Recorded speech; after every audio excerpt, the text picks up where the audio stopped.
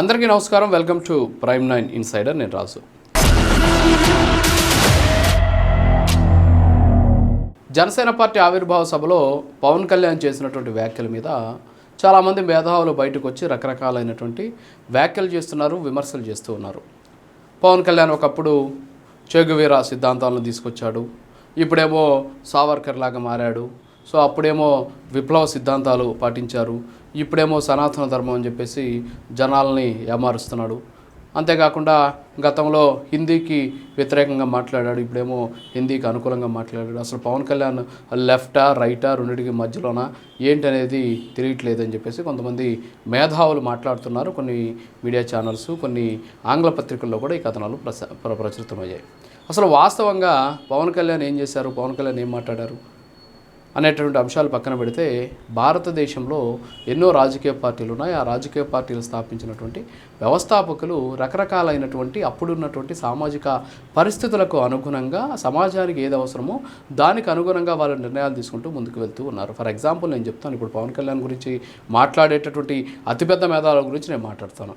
తమిళనాడులో DMK party ఉంది. DMK party 1960 అప్పటి వరకు కాంగ్రెస్ పార్టీ భారీ ఎత్తున విజయం సాధిస్తూ వస్తున్న కాంగ్రెస్ పార్టీని సమూలంగా రూపుమాపేసి ఆ తర్వాత 1960 అధికారంలోకి వచ్చింది. ఎలా డిఎంకే పార్టీ ఏర్పడిందంటే హిందీ భాషకు వ్యతిరేకంగా ఆ పార్టీ పునాదులు ఏర్పడ్డాయి. అంతకుముందు తమిళ భాష అని చెప్పేసి తమిళ ఉద్యమాన్ని రేకెత్తించి అలాగే హిందీకి సంబంధించినటువంటి వ్యతిరేక ఉద్యమానికి నాంది పలికింది డిఎంకే.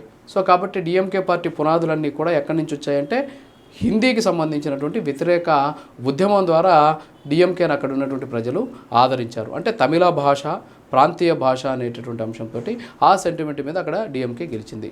అయితే వాస్తవంగా హిందీ భాషను ఎవరు తమిళనాడు మీద రుద్దాలని చూశారు అంటే 1930 మద్రాసు ప్రెసిడెన్సీకి సంబంధించి మొదటి ఇండియన్ నేషనల్ కాంగ్రెస్లో ఉన్నటువంటి సి రాజగోపాలాచారి తమిళనాడులో హిందీ భాషని అక్కడ ఉన్నటువంటి ప్రజల మీద బలవంతంగా రుద్దాలి అని చెప్పేసి ఆయన ప్రయత్నించారనేది చరిత్ర చెబుతోంది. అలాగే 1948 కూడా ఇలాంటి పరిస్థితి ఒకసారి తలెత్తింది. ఆ తర్వాత 1965 హిందీని ఒక రకంగా అది ఒక్కటే భాషగా గుర్తించినటువంటి పరిస్థితి. అప్పుడు ఎవరు అధికారంలో ఉన్నారు? కాంగ్రెస్ పార్టీ అధికారంలో ఉంది. అంటే కాంగ్రెస్ పార్టీకి వ్యతిరేకంగా కాంగ్రెస్ పార్టీ ఏదైతే తమిళనాడు మీద రుద్దాలనుకున్నటువంటి హిందీ భాష ఉందో ఆ హిందీ భాషకు వ్యతిరేకంగా ఏర్పడినటువంటి డిఎంకే పార్టీ 1965 జనవరి 25 మదురైలో జరిగినటువంటి అల్లర్లలో అప్పుడున్నటువంటి కాంగ్రెస్కి సంబంధించినటువంటి నాయకులకి తమిళానికి సంబంధించినటువంటి నాయకులకు మధ్య జరిగినటువంటి గొడవల్లో దాదాపు 68 మంది చనిపోయారు. ఈ 68 మంది ఎవరు? తమిళ భాషా ప్రియులు. మరి ఆ తమిళ భాషా ప్రియులు చనిపోయినటువంటి కారణం ఎవరు? అప్పట్లో కాంగ్రెస్ పార్టీ. మరి ఆ రోజు కాంగ్రెస్ పార్టీ ఇంతమంది చనిపోవడానికి కారణమైంది హిందీ భాషని బలవంతంగా రుద్దడం ద్వారా జరిగినటువంటి అల్లర్లలో. మరి 1965 ఆ ఘటన జరిగితే దాన్ని అడ్డం పెట్టుకొని 1960 డిఎంకే పార్టీ అక్కడ అధికారంలోకి వచ్చింది. మరి 1960 అధికారంలోకి వచ్చినప్పుడు ఏంటి అసలు డిఎంకే సూత్రం ఏంటి? కాంగ్రెస్ పార్టీకి వ్యతిరేకం. ఆ రోజు సిద్ధాంతం ఏంటి? కాంగ్రెస్ బలవంతంగా రుద్దాలనుకున్నటువంటి హిందీకి వ్యతిరేకం, కాంగ్రెస్ పార్టీ సిద్ధాంతాలకు వ్యతిరేకం. మరి డిఎంకే అలాంటి విధానాలనే పాటించాలి కదా. ఎందుకని ఏదైతే తమ మొదటి సిద్ధాంతం, తమ పార్టీ పునాదులు ఏర్పరచుకున్నటువంటి సిద్ధాంతం, కాంగ్రెస్ పార్టీ తీసుకున్నటువంటి హిందీ భాషకి వ్యతిరేకంగా ఏర్పడినటువంటి సిద్ధాంతం, దీనికి అనుకూలంగా ఉండాల్సినటువంటి డిఎంకే కాంగ్రెస్ పార్టీతో ఎందుకు పొత్తు పెట్టుకుంది? కాంగ్రెస్ పార్టీతో కలిసి ఎందుకు పోటీ చేసింది? అంటే డిఎంకే పార్టీ అసలు ఆ పార్టీ ఏర్పడిందే హిందీకి వ్యతిరేకంగా, ఆ హిందీ రుద్దాలని చూసిందే కాంగ్రెస్ పార్టీ. మరి దానికి వ్యతిరేకంగా ఏర్పడినటువంటి పార్టీ చివరికి ఆ పార్టీతోనే చేతులు కలిపింది అంటే మరి డిఎంకే సిద్ధాంతాలను మార్చుకోలేదా? మరి డిఎంకే లాంటి పార్టీ తమ పార్టీ ఉనికికే కారణమైనటువంటి అంశాన్ని తుంగలో తొక్కి కాంగ్రెస్ పార్టీతోటి చేతులు కలిపి తమ రాష్ట్రానికి సంబంధించి దాదాపు 68 మంది చనిపోయినటువంటి సందర్భంలో వాళ్ళు చనిపోయినటువంటి దాని ఆసరాగా చూపించి సెంటిమెంట్ తోటి అధికారంలోకి వచ్చినటువంటి డిఎంకే పార్టీ 1960 కాంగ్రెస్ పార్టీతోటి జట్టుకట్టి ఈరోజు అక్కడ పోటీ చేయలేదా? మరి ఇదంతా కూడా వాళ్ళు సిద్ధాంతాలు మార్చుకుంటే మాత్రం మేధావులు మాట్లాడరు. సరే, ఈ విషయాన్ని పక్కన పెడదాం. పెరియార్ రామస్వామి, ఆయన తమిళులకు ఆరాధ్య దైవం. ద్రవిడియానికి సంబంధించిన సంస్కృతి, అంతేకాకుండా అక్కడ ఉన్నటువంటి పరిస్థితులు ఆయన అందరూ కూడా చాలా గొప్ప వ్యక్తిగా తమిళనాడులో భావిస్తుంటారు. మరి పెరియార్ లాంటి వ్యక్తి ఆయన భావాలను మార్చుకోలేదా? ఆయన సిద్ధాంతాలను మార్చుకోలేదా? 1904 వరకు కూడా ఇదే పెరియార్ అనేటటువంటి వ్యక్తి, పుస్తకాలు చరిత్ర చదివితే తెలుస్తుంది అందరికీ, అలాంటి వ్యక్తి అప్పటి వరకు కూడా ఆధ్యాత్మికం, దేవుడు, దైవచింతన, సనాతన ధర్మం అని చెప్పినటువంటి వ్యక్తి 1944లో ఒక కాశీ విశ్వనాథుడు టెంపుల్కి వెళ్తే అక్కడ ఏదో అవమానం జరిగిందని చెప్పి ఆ రోజు ఆయన మొత్తం కంప్లీట్గా హిందూ ధర్మాన్ని పక్కన పెట్టేసి ఆయన ఒక నాస్తికుడిగా మారిపోయాడు. మరి అప్పటి వరకు హిందూ ధర్మాన్ని మాట్లాడినటువంటి వ్యక్తి ఒక్కసారిగా నాస్తికుడిగా మారిపోతే ఆ నాస్తికత్వాన్ని పట్టుకున్నటువంటి తమిళ్లో ఆయన ఆరాధ్య దైవంగా పూజిస్తున్నారు కదా. అంటే ఆయన కూడా ఒకానొక దశలో పరివర్తన చెందాడు కదా. ఆయన కూడా ఒకానొక దశలో తన భావాలను మార్చుకున్నాడు కదా. సనాతన ధర్మం నుంచి నాస్తికానికి వచ్చాడు కదా.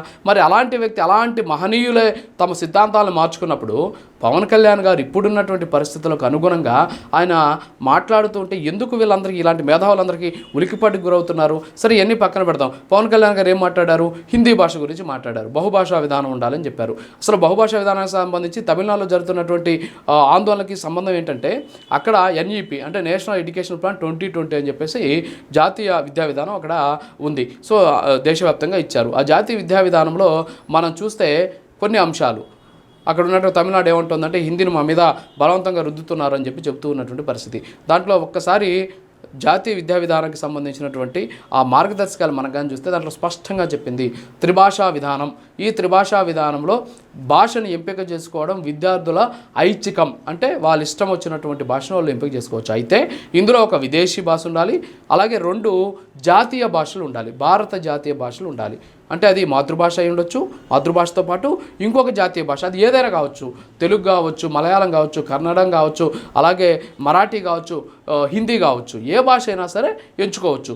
ఎక్కడ కూడా హిందీనే రెండో భాషగా పెట్టుకోవాలి, మాతృభాష మొదటి భాషగా ఉండాలి, ఇంగ్లీష్ కంపల్సరీగా ఉండాలి, హిందీ కంపల్సరీగా ఉండాలి, ఎక్కడ కూడా జాతీయ విద్యా విధానాలు చెప్పలేదు. అయితే ఇప్పుడు ఏమైందంటే డిఎంకేకి ఇంకా అక్కడ ఉన్నటువంటి పరిస్థితులు వ్యతిరేకంగా మారడం, కొత్త పార్టీలు అక్కడ పుట్టుకురావడం, అలాగే పవన్ కళ్యాణ్ లాంటి వ్యక్తి బయట నుంచి బీజేపీకి మద్దతిస్తూ అక్కడ ఉన్నటువంటి పరిస్థితులను బేరీజు వేస్తే అక్కడ ఉన్నటువంటి సనాతన ధర్మాన్ని పైకి తీసుకొచ్చేటటువంటి ప్రయత్నం చేయడం, దీంతో భాష అనేటటువంటి ఒక సెంటిమెంట్ మీద ఏర్పడినటువంటి డిఎంకే ఇప్పుడు మళ్ళీ తమ ఉనికిని కాపాడుకునేందుకు, మళ్ళీ అధికారంలోకి వచ్చేందుకు మళ్ళీ సెంటిమెంట్ అయినటువంటి భాషను తీసుకొచ్చింది. ఎక్కడ కూడా హిందీని నేర్చుకోండి అని చెప్పేసి ఈ జాతీయ విద్యా విధానం 2020లో చెప్పలా. కానీ ఇలా చెప్పారు, సో మా మీద బలవంతంగా రుద్దుతున్నా అని చెప్పేసి నానాయాగి చేస్తున్నారు, బేభత్సమైనటువంటి ఒక రకమైనటువంటి ఆందోళన చేస్తున్నారు. ఇదంతా కూడా డిఎంకే పార్టీ చేస్తుంది. అక్కడ ప్రజలు ఎవరు కూడా వీళ్ళతోటి కలిసి రావడం లేదు. అయితే ఇక్కడ ఏంటి అంటే తమిళనాడులో 2 అంశాలు, ఒకటి భాష, ప్రాంతీయవాదం, రెండవది వచ్చేసి ఆధ్యాత్మికం, సనాతన ధర్మం. వీటి మీద అక్కడ ఉన్నటువంటి ప్రజలంతా కూడా సెంటిమెంట్ తోటి ఉంటారు. ఎప్పుడైతే ఈ సనాతన ధర్మం అని చెప్పేసి పవన్ కళ్యాణ్ గారు ఎత్తుకున్నారో, ఈ సనాతన ధర్మానికి తమిళులు ఎప్పుడైతే అట్రాక్ట్ అవుతున్నారో దీన్ని గుర్తించినటువంటి డిఎంకే పార్టీ అరే మన ఉనికికే ప్రమాదం వచ్చేలాగుంది పవన్ కళ్యాణ్ రూపంలో అని చెప్పేసి ఇప్పుడు భాష అనేటువంటి అంశాన్ని తీసుకొచ్చింది.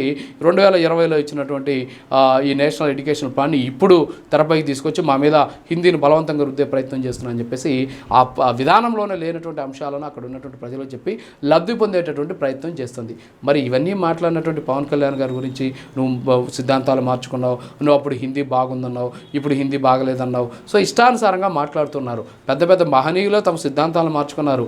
అసలు హిందీ భాషకు వ్యతిరేకంగా ఏర్పడి హిందీ భాషను ప్రోత్సహించినటువంటి కాంగ్రెస్కి వ్యతిరేకంగా ఏర్పడినటువంటి డిఎంకేనే తన సిద్ధాంతాలు మార్చుకొని అదే కాంగ్రెస్తో పొత్తు పెట్టుకొని పోటీ చేస్తున్నటువంటి పరిస్థితి. సో కాబట్టి మాట్లాడే ముందు చరిత్రని, వాస్తవాలను తెలుసుకోవాల్సినటువంటి పరిస్థితి ఉంటుందని ప్రతి ఒక్కరు కూడా తెలుసుకోవాలి. అంతేకాకుండా పవన్ కళ్యాణ్ అనేటువంటి వ్యక్తి మీద ఇష్టానుసారం మాట్లాడితే ఖచ్చితంగా ఏదో ఒక మైలేజ్ వస్తుంది, లేకపోతే ఆయన గతంలో ఎలా మాట్లాడానో ఒక వీడియో, అప్పుడు అలా ఇప్పుడు ఇలా అని చెప్పేసి వీడియోలు చూపించినంత మాత్రాన మాకేదో జనాల నుంచి మంచి రెస్పాన్స్ వచ్చేస్తుంది అని అనుకోవడం అవివేకం. ఇది ఇవాళ ఇన్సైడర్. మరో ఇన్సైడర్లో మళ్ళీ కలుద్దాం. నమస్కారం.